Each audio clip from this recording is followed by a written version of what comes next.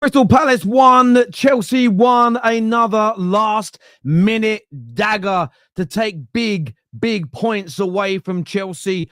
4 games with no win for the West London outfit.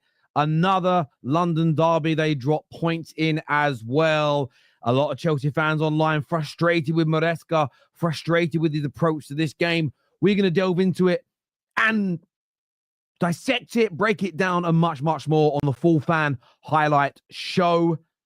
Welcome everybody that's tuning in. As I say, make sure you leave your comments. Make sure you get your likes, get the likes up for us as well. Of course, Man City today with a big win on the scoreline, 4-1. A very interesting game, though. Almost 50% possession for large parts of that game. I think they had almost double the amount of shots as well, West Ham. But the clinical edge back with Manchester City. Savio starting to turn into the player that his talent suggested. Output is key, though. It always is. Haaland back to his brilliant best. Too many fools doubting him. But 2 wins on the bounce for Man City. Games they should have been winning, but important games nevertheless for them. Big 3 points indeed. Starting to score goals. But we're going to delve into all of it on the terrace today. I want to make sure that you all got the chance to have it. I'm not too sure who's coming on the panel today. We have shared the link. Let's see who arrives. Let's see who comes. I am sure the usual suspects will bottle it. I am sure the usual individuals with all the mouth, but none of the chest will be here today. But we will see a little bit later in the show. Let's go to some of your comments to begin with here. Shout out to him. Yeah, he scored again today. I saw it was 2-0. As he scored more after that, I didn't go and look at the final results after that there. Savinio, I swear though, bro, 2 weeks ago you were calling him a fraud. I've got to call you out. I know you're one of our moderators, but I swear you were calling him a fraud a couple of weeks ago. Gav here says, when you need your striker to step up, Jackson just isn't that guy. A proper striker takes one of those chances. I've always said that Chelsea should remain patient with him. But patient with Jackson doesn't mean bringing in a bagsman next to him. Maybe he's the sort of Solomon Kalou as an example. I'm not so sure if he was an out-and-out striker, but never going to be the main guy, but an excellent complement to your team. And I absolutely understand that frustration from you, because I did think again today, I felt he was overall, I thought he was poor. I really, again, he's a player that I like. He's a player that I think's got a good amount of talent as an example, but I did think overall today, I thought he was poor, if I'm being absolutely honest with you. So I do agree with you on that. Chelsea closer to 9th and 2nd. If Arsenal win, 1 billion bottlers is what JB has got to say here. Well, a lot of Chelsea fans will be cursing other Chelsea fans online that were saying for weeks they've got a better team, better squad, maybe even a better manager than Arsenal. If they do win later, and what is it? Will that be 7 points clear of them? It's not a great look in terms of the online discourse anyway. But I always felt that Arsenal were a better team than Chelsea. I'm not even getting on to Chelsea too hard, if I'm being honest.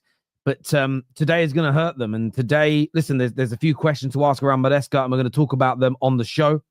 I swear if we were on a winning streak, Jackson scores. The ugly, inexperienced, unbelievably slow underbelly shows. Anyway, we have 2 bad games. It becomes a streak.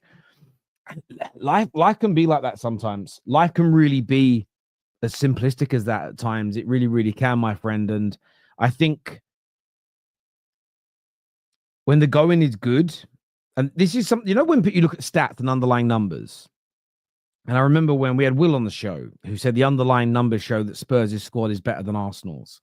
The problem with those underlying numbers, and one of the problems with stats, is you have to also view them in times of adversity versus times where there's less pressure upon you.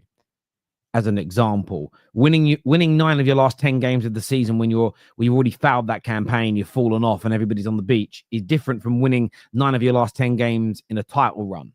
There's a different type of pressure. You can't just look at the underlying stats. You've got to apply the context of those games. And I think that what we have witnessed from Jackson as an example in this 4 games is when that pressure is on, when his pressure is on, his conversion rate drops. So it doesn't matter if when the pressure's, maybe in the next 3 or 4 games, the pressure's now off in terms of title conversations. He scores chances like that. You've got to view it under pressure, in pressure. Those things are really key to look at, in my personal opinion. Twisted Bubba, who is a Palace fan, says hold, and I get why he'd be happy with that. I'll take a point on that. On the road, it's a marathon, not a race, is what Runin has got to say here. Rahman, who's a City fan, says, Terry, we are coming for top spots. We just need signings. I trust Pep. Well, look, the one thing I said about this run of 4 games, you drop points to Everton, but you've won the last 2. I would say that both games for City, there has most certainly been multiple moments that would still concern me as a City fan. A better team scores 2 of those opening 3 chances that West Ham had, as an example. Your goals absolutely deserve them, but West Ham also capitulate when they concede. West Ham had double the amount of shots at you at home. That would worry me. The same as when you played Leicester. You were the better team. You were more clinical, but still conceding too many gilt-edged chances. What's important, though, Rahman, is the victories. Probably more so than the performances right now, to try and build a little bit of confidence. Salford next in the Cup. Easy picking. You'll get through that, no problem whatsoever. It's then going to be the run of games after that. But the one thing I would say is these last couple of games have shown that all the question marks, whether or not Pep has lost the dressing room, I think maybe have been answered for the time being. I'd be happy with the win as a City fan. I'd still be looking at the abundance of chances that you guys concede, and that would be a worry for me. But to not trust Pep in the medium to long term, I always felt that was a crazy call from anybody not trusting him, because he is one of the greatest managers in the history of not just Premier League football, but football by and large. So I hear you there. I really, really do. Now, in terms of Chelsea today, look, I'm going to be really honest with you. That first half, how Chelsea were not 3 or 4-0 up is beyond me. They dominated. Jadon Sancho, let's just talk about the goal for a minute. The dummy and turn from Sancho was exquisite. Wonderful. He then has 3 men around him. He manages to squeeze an absolutely superbly weighted ball through to Palmer. Good touch. Bang. Bottom corner. 1-0 Chelsea. Chelsea after that, just like the Ipswich game as an example, just like the Everton game, chance after chance after chance. Fulham, first half, chance after chance after chance after chance, and just not converting them. And for me, watching it, I was thinking, there's going to be a sting in the towel here. There looks like there's going to be a sting in the towel because they're not converting their chances. They're not getting the job done. They're not killing the game off when they were in the ascendancy. In the second half of the first half, Palace started countering more, started having more and more opportunities. But I did think Chelsea were defending well in terms of whether it was a block, a last-ditch tackle, goalkeeper, they were keeping them out. But the longer the game went on, without Chelsea getting that second goal, you could see the nerves creep in. And that's where the game goes away from being about ability in its purest sense. It goes down to the mentality of a team. And you could see, it felt, watching the game, and I don't know how Chelsea fans were looking at it, but for me, you could smell an equaliser coming. You could smell an equaliser coming. It was whether or not Palace on the day were going to have the quality in front of goal to put the ball into the back of the net. And they did. And that Chelsea had a little onslaught after that and tried to get forward, but it felt like too much, too little, too late. And what is really tough here for Maresca, and this is, again, he's a fledgling manager with a very young team. It's how you get through these difficult moments, this bad run, how you re-energize the team, how you make them feel more confident. Now, you've got 4 weeks training, assuming you've got a pretty easy FA Cup tie. I don't actually know who you've got in the FA Cup, but I really think the only difficult fixture in the whole of the third round for a top Premier League team is Man United. Yeah, Morecambe. You'll beat Morecambe on Saturday. Then you're at home to Bournemouth the following Tuesday, then home to Wolves. Those are the 2 games I would be focusing on a little bit more in terms of getting out of this little rut that you were on. What I would say about Maresca, I look at the center of the team today, and I understand Dazarsi probably deserves to be dropped due to his poor performance. Oh, they won 5-0 in the end, Brentford. Jesus, they won 5-0 in the end. It was 2-0 the last time I looked. If you look at the central midfield today as an example, not the central midfield, you look at the centre-back with Achimpong. I don't want to be too critical, But I look at it and think you've got one of your top signings of the summer in Tosin on the bench as an example.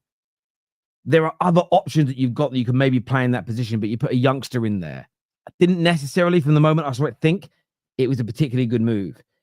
You then look at the rest of the team, and were the substitutions made at the right time, as an example? They came very late in the game.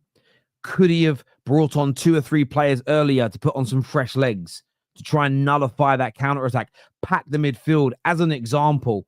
I did think Enzo Maresca today showed an element of naivety and just kept his team the same, made no real sort of tactical changes, no personnel changes, and they were just able to grow more and more into the game. Palace, they've got their fans behind them, which helps. And I know there's a question mark going around about Enzo Maresca right now, one that I'm not personally asking, but I know a lot of people in the chat is surrounding, is this the beginning of the second half of the season collapse that Leicester City saw last year, but without the massive lead they generated at the top of the table in the Championship last campaign? I think it's very premature to make any to give a decisive answer, to have a conclusion to that question. However, they've got to get themselves out of this rut soon. If it goes to 5 games, if it goes to 6 games without a win, then the pressure really ranks up, because we know, listen, my club ain't no different, so I'm not throwing stones here. I'm just pointing out what I think's a fact.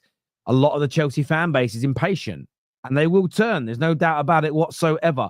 But look, I thought it was poor today, really, from Chelsea overall. Some great football, loads of chances, lack of clinical edge, poor in-game management from Maresca, in my humble opinion, and the lack of finishing, as I mentioned, the lack of clinical edge today, poor indeed.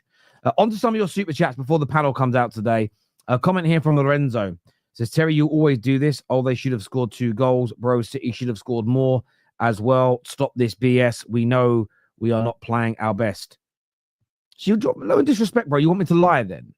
So you want me to look at the chances West Ham had in the opening 10 minutes and say, that's okay? They should have scored.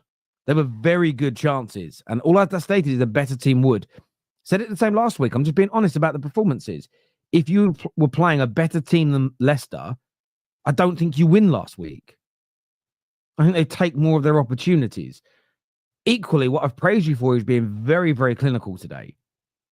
Shut down all the nonsense about Haaland not being a top player. Praise Savio. Always said he had good ability. Said he needed output. He's now having... I'm not moving the goalpost and saying, but where was his output 3 weeks ago? That would be an agenda. I'm just calling the game as I see it. Equally, I said, though, I think the wins are probably more important than anything else. I just wouldn't get carried away with the corner has been turned, because there's still an abundance of chances that's being leaked by Man City. I'm never going to start lying on the match reactions shows about what I truly think, feel, and see, just so that it doesn't upset people. So I'm sorry, Lorenzo, that you got upset by what I said, but I'm going to call it as honestly as I see it, my friend. Starting in Champong and calling up, and Selmino is seeing what he is going into, is seeing what he has going into the window. We are buying a defender, but it's 1 or 2. Okay, that makes sense. Z here says, our fault, our own faults, have to do better, and I'm not one to mention refs, but why does he call an offside against Palace 30 seconds after the action, which denied us a counter-attack? The reason for, again, I'm not one to defend referees very often. The reason for that is because it was in the period of which Palace could have essentially scored from, and they said it was narrow. So, but they've messaged each other it's offside. The flag will go up if the ball goes in. So as soon as the attack breaks down, they have to do it because an advantage wasn't played. So it's one of the holes and flaws in the loophole. But equally with the ref, you know, there's Palace fans saying that Enzo Fernandez should have been sent off at the end. I didn't actually think it looked bad. It didn't actually make contact, but there we go. Was that a second yellow on Enzo? No, not for me. It looked worse in real time. But when you actually slow it down, the referee made the right call. There was very little contact. So, yeah, I wouldn't have given a yellow card for that personally. Poch last 20 and Maresca's first 20 are 3 points difference. Wow. What happened to Jackson shushing everyone after that goal, is what Dan Carlito says here. That has stopped. Also, there's no point writing off Jackson or anyone at this point of their careers. These guys won't play like they're 27, 28 because they're just not. I don't think it's about writing Jackson off, but I think it's about not putting all your eggs in the basket of him becoming a prolific title challenging or title winning striker. I think you should go out and get yourselves a Gyökeres, get yourselves an Osimhen. You can still give Jackson game time, still can develop, but I don't think you should put all your eggs in that basket. For me, that's my view personally. I've been telling Chelsea fans that defense won't cut it, is what Live Forever says here.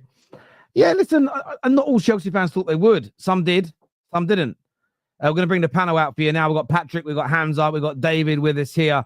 Welcome, gents. David, obviously, you were one of the Chelsea fans that wasn't, according to the viewers today, getting overly carried away. But it now is 4 games without a win, a lack of clinical edge again, and just not being able to get the job done. What went wrong today specifically, in your opinion, mate? Jackson can't score. That's literally it. I'm sorry. Anyone else who talks about Maresca or our defence or anything else apart from Jackson missing well, I'd say 2 easy chances and 2 half chances. You're not watching the game, because in that first half we should have been 4-5-0 up, which is the same as the Fulham game, which is the same as the Ipswich game, which is surprisingly the same as last season when we had Poch anyway. So for me, again, this isn't the system works and the system is there, and I don't want my manager changing his principles to do whatever. So I'm not annoyed at that. I'm just more annoyed at a player performance. But I thought overall we were actually pretty good today. I disagree with your point about Acheampong. I thought that was probably the best out of the non-starting centre backs. I thought that was probably the best centre back performance that I'd seen for most of the season. Tossin hasn't been good. I haven't thought Tossin's been that good since he's been playing, and Disasi has been terrible. I get Disasi being dropped. Yeah. And we don't. And the reason why we didn't make a sub in midfield is because we have no midfielders. If you look at our bench, it's only forwards and right backs and a goalkeeper. So we actually didn't have a midfielder to bring on, unless you want to count Renato Vega, but he's also mainly a right back or a fullback. So yeah, I was counting. I've seen him playing midfield for you. So yeah, but like again, in the if you can't again, he's not been cutting it that well in the Conference League, so I wouldn't want him coming on in midfield in a Premier League game. So it's one of those things where we're a bit light in midfield. I think we need to recall 1 or 2 people. I think Leslie's not doing much at Southampton, and Santos at Strasbourg is killing it. So if we can't buy someone, at least recall some cover. But apart from that, I'm annoyed at the result, but I'm not annoyed at the performance, because I thought the performance overall was pretty good. So again, for me, I'm not looking at it as in terms of I'm reviewing the game. It's like the game along with everything else that's been going on. It's not the best result, but it's not the end of the world. But I know people are going to be like, oh, Maresca's collapsing like he did at Leicester. Again, nobody knows why that happened at Leicester. Go ask people from Leicester, or go do some research yourself, because it's a really lazy analysis of what happened. But yeah, no, I'm not too worried about what's going on. It's just a shame that, again, we didn't kill the game off when we should have, and then we gave them an opportunity. And Sanchez, oh my God, I'm going to talk about it, because there was a point in the game where he just literally threw the ball to Crystal Palace. Don't know what he was doing. And then when it came to the goal, I know Palmer gives the ball away, but it's one of those things where situationally you kind of want your goalkeeper to be a bit smarter and go, we're 1-0 up, we're kind of under pressure here. Let's just kind of hold on to the ball instead of punting it into Palmer and hoping he does something magical. So it is what it is. But, it's nothing new to what's happened. Goalkeeper makes mistakes. We give away 1 chance, they score, and our striker can't finish. So yeah. Listen, I hear you about the striker not finishing. That's definitely an issue. I mean, there were other options though to that. I mean, João Felix not coming on and Kunku not coming on. I mean, do you agree with those? I mean, leaving it until the 81st minute to make the change for Guiu. Do you agree with those decisions from Maresca? I don't know why he stripped down Guiu and then didn't bring him on for 7 minutes. I thought that was a bit weird. And also in that time, Jackson missed another sitter, which Guiu probably would have which you would have hoped that someone would have finished. But it is, yeah, it's weird. I think part of it is like we are a bit light right now, and the team kind of needs a rest. And in the last game when we played in Kunku and we played Felix, they weren't particularly great. And I thought, and to be fair, I thought Sancho and Neto were actually having pretty good games. So I didn't really disagree with not taking them off. But I guess the only thing I would say is that managers normally make subs anyway. So you'd hope your manager would make a sub. But I didn't think our forward line was our biggest problem. But I don't know. It's just a bit of a mess right now. We just need to make sure it doesn't continue on into. We've got a week break now, and then we've got Morecambe. So the players actually get a rest now. So you just need I get that. Yeah, I mean, I was just looking here at the stats. I mean, it was 13 shots for them, 15 for you, but they had 6 on target to your one. You had 1 on target, and that was the goal. It's but the thing is, like, crazy stat, isn't it? The one on target, the amount of shots that should have been on target, though. I know, this is why I prefer XG to shots on target, because shots on target can be they shot from 40 yards away and then it's gone on goal. Whereas Jackson just missing the goal, that's a good chance. That's a really good chance, but he's missed, not on target. Yeah, for me, I get your point, because I watched the game. I'm looking at the fact that you had so many shots from areas that you should be, even if you don't score, you should be hitting the target. Yeah, you should be hitting the target, and we didn't. Yeah. That's where it's like you're lacking in finishing. So yeah. No, I hear where you're coming from there, and it's one of those gutting things. Don Vito says Terry doesn't watch the games. Quite the opposite, my friend. What wouldn't be watching the games is saying, "Oh, you had no shots on target." That's because Chelsea were just kicking from range. No, I literally just said you had multiple chances where you're within 8 or 9 yards of the goal line, and you should be testing the goalkeeper. And there was one that you had in the first half where Jackson. And this is where I think there's a little bit of overconfidence, maybe. He's going with the outer edge of his boot to try and pull it into the far corner.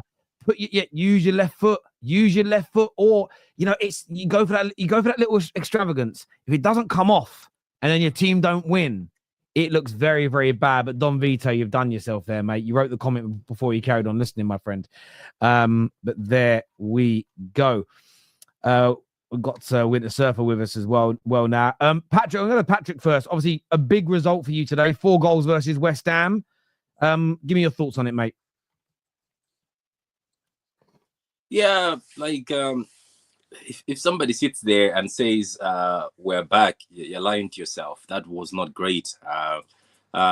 Obviously, those flashes of like brilliance from City sometimes, like you're like, oh, there we go, we're doing something, but we still need a defensive midfielder, Terry, and you can see from far, because the way they were ripping us apart, if West Ham was any other team, they were going to be scoring easy goals. And we even considered a goal, the one that West Ham scored, so easy. Like, that's just a goal that easily needs to be defended. Josko was caught out of the wrong side of his man.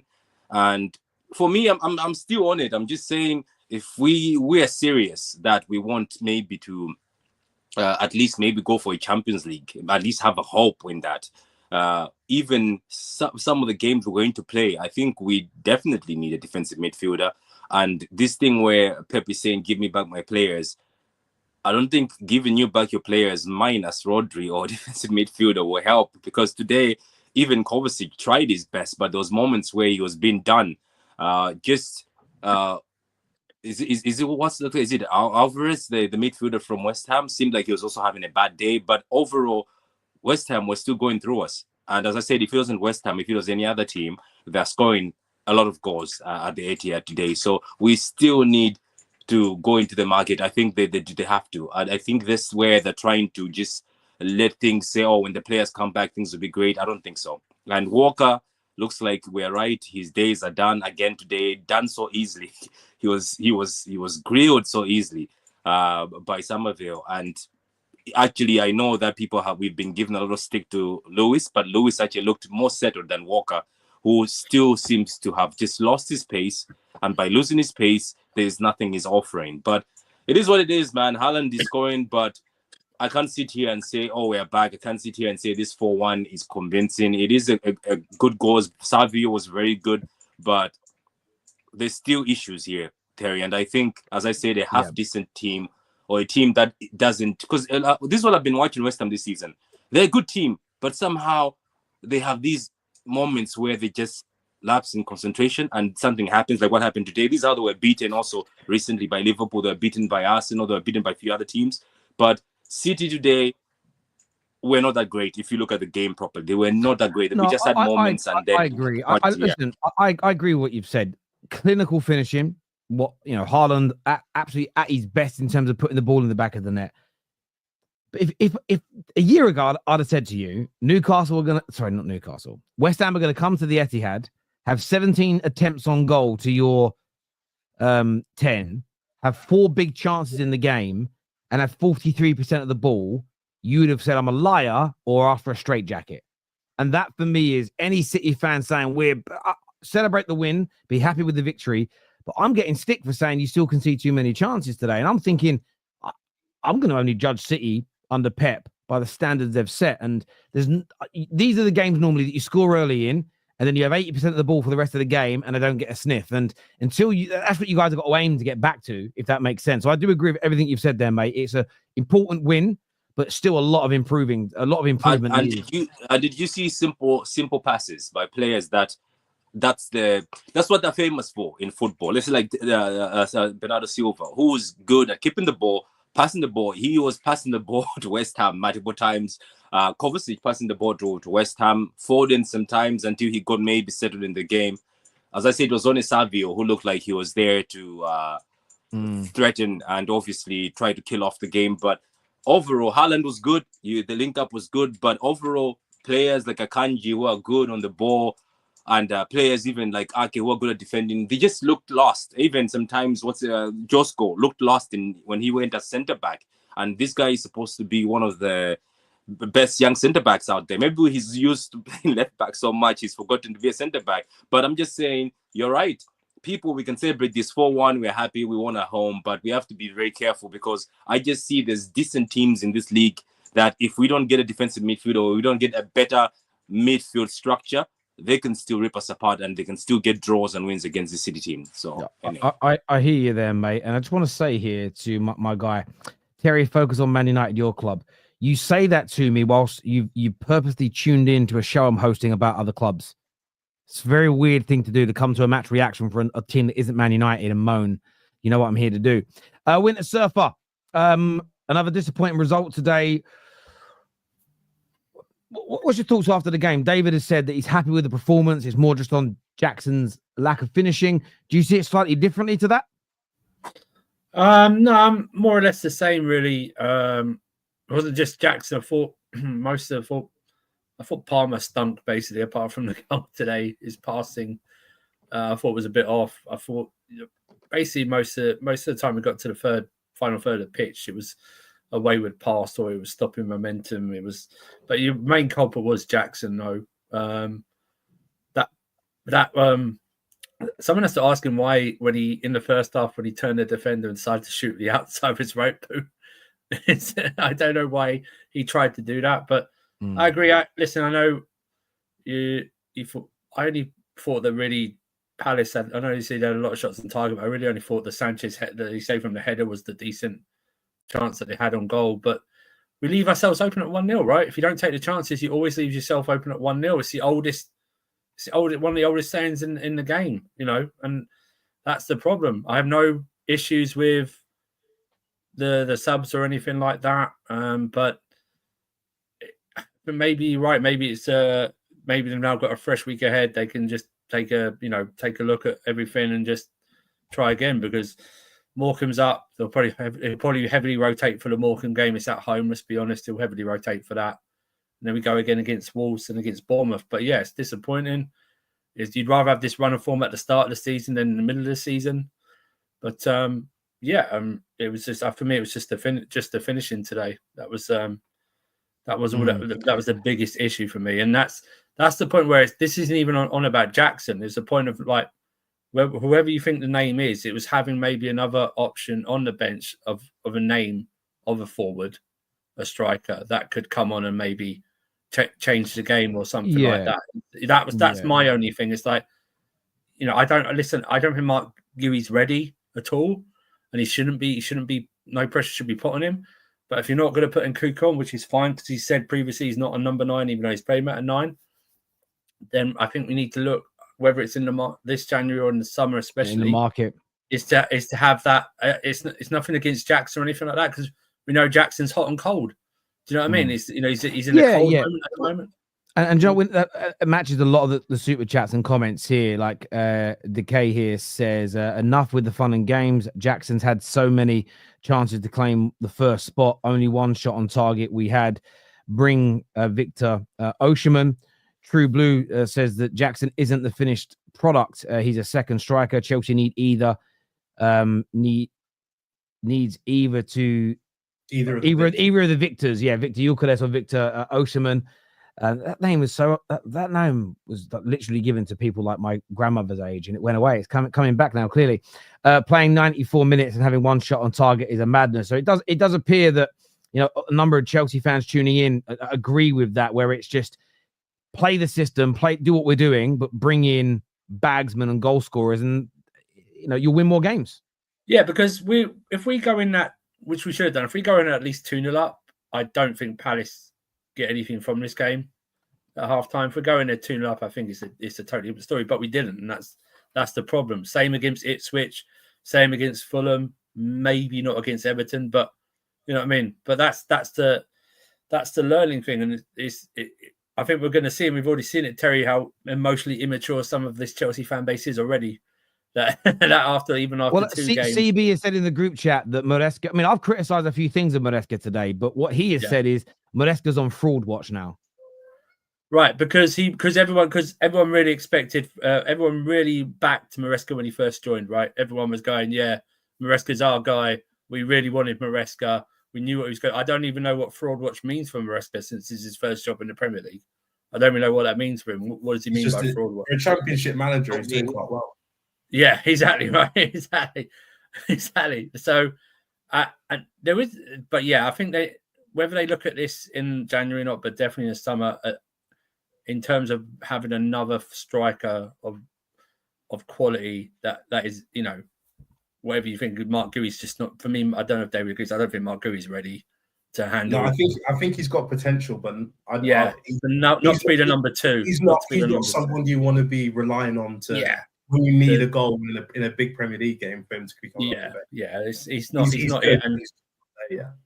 And even if Nkunku would come on, he probably wouldn't have done anything. And then we have the same argument going, well, why is he bringing Nkunku on? So those that are going, oh, what he should have brought Nkunku on, would have had the same thing in the previous games. Why did he bring Nkunku on?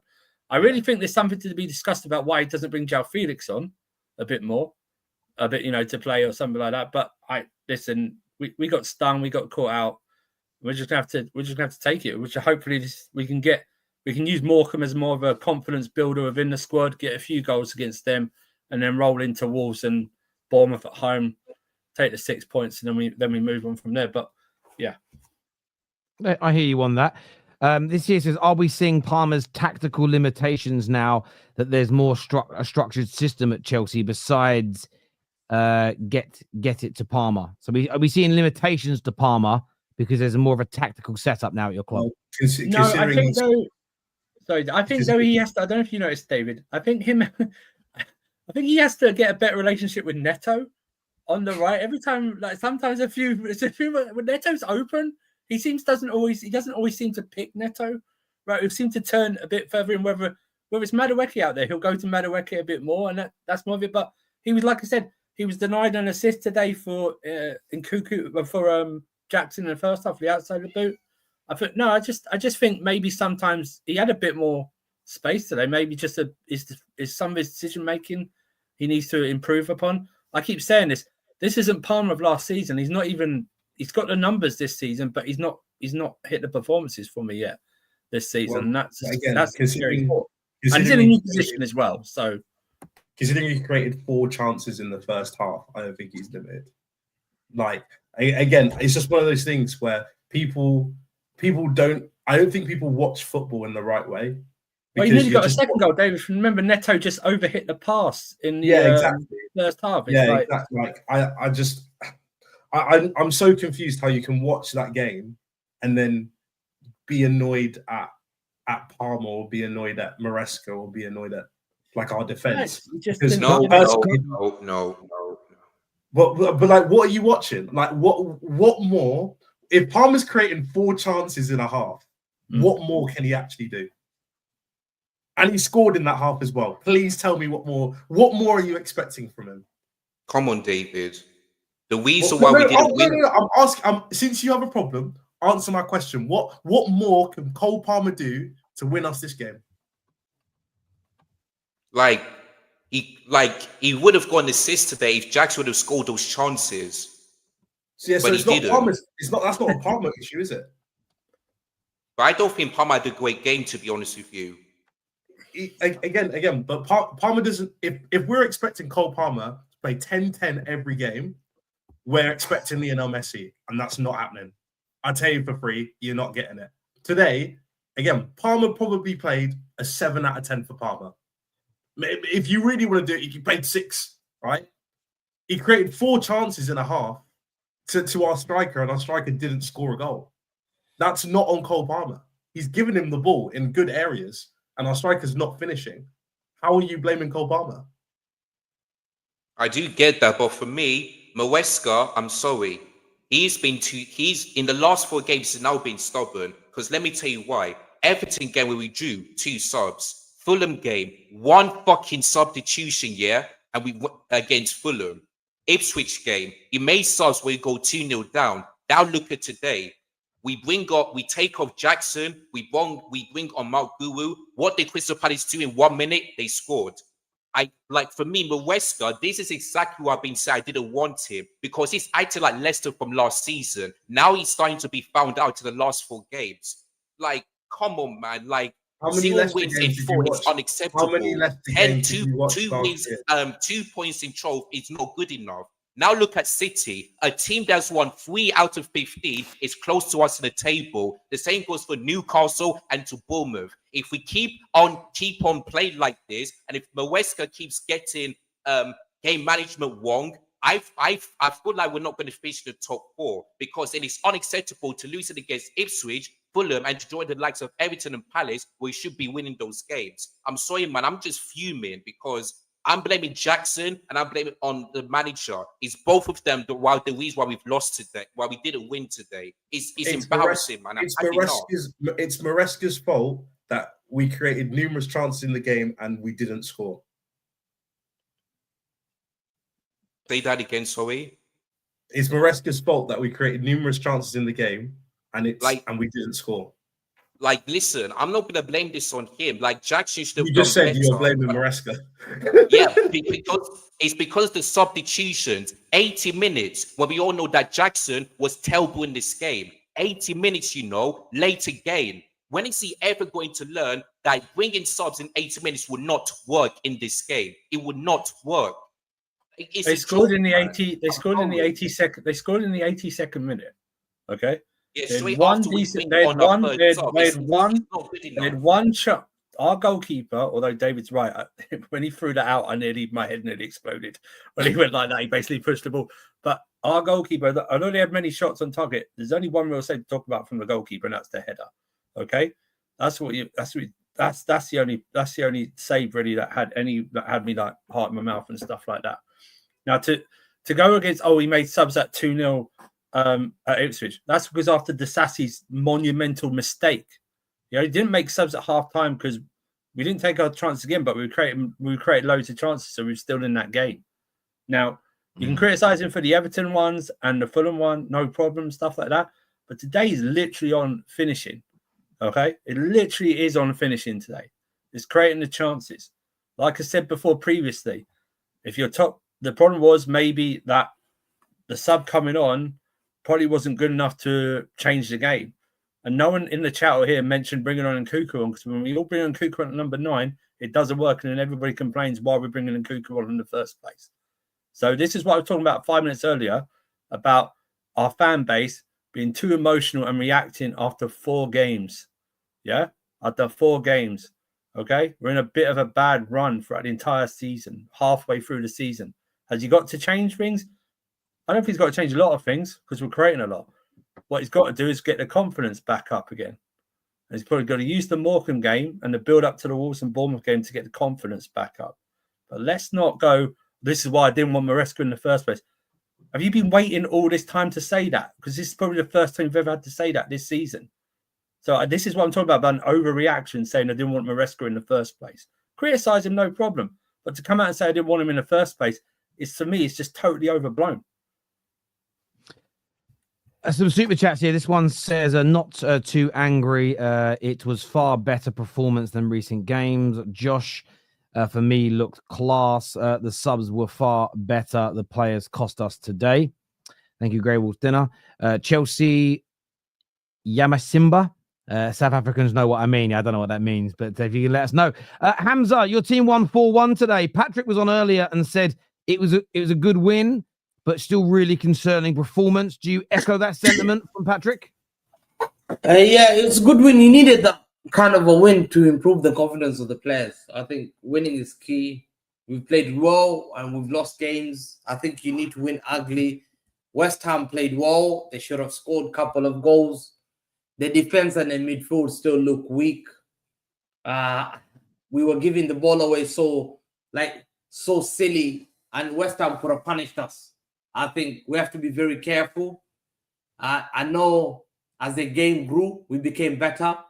I think Vardy had a good game. I think Vardy had a very good game because Kudus was pocketed. Kudus didn't do anything that game. He was nowhere to be seen. Fulkrug scored that goal as an error from our defense again. But our midfield, their legs are weak. You need players who can come in and show like they can play. I need passion. I need desire. You need winners on the ball. You need young players who can come in that defense in case Akanji is not fully fit because he's made 2 back passes. One could have led to a goal. You know, we could have been 1-0 down or 2-0 down. But luckily, it went on our side and we scored 4. City fans should be happy, but be very wary. Like today, we've got 10 days now to the transfer to Brentford away. That's going to be a tough game.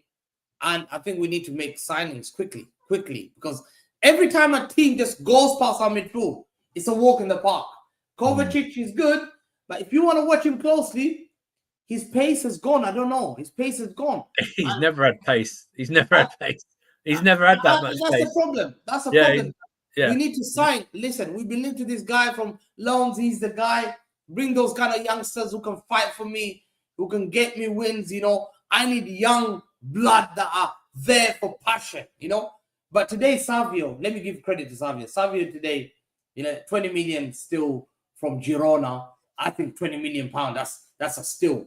He's been criticized here. A lot of people came out criticizing him. He's already had how many assists? 3 or 4 assists and 1 goal in 2 games. That's exceptional. I think he's had more assists than Martin Odegaard. And Odegaard's a top player. He's had 4 assists. Odegaard's got 2. That's mad. And you're laughing, but that's the reality. No, I knew you get an Arsenal shot in. That's all. I knew you get.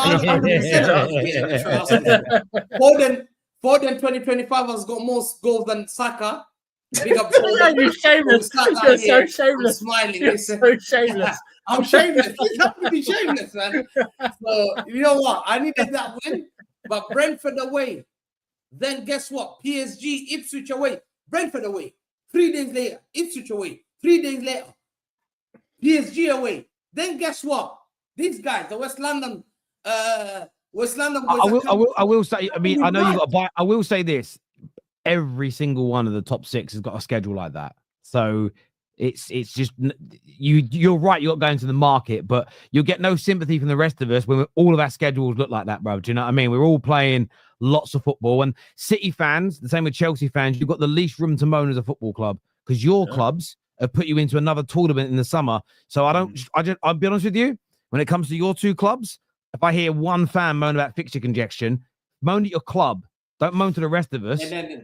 Your clubs are the reasons you've got all these fixtures. Oh, look, by the way, all of our clubs are the reasons that we have too many fixtures. I've just written here, listen, the solution I hear.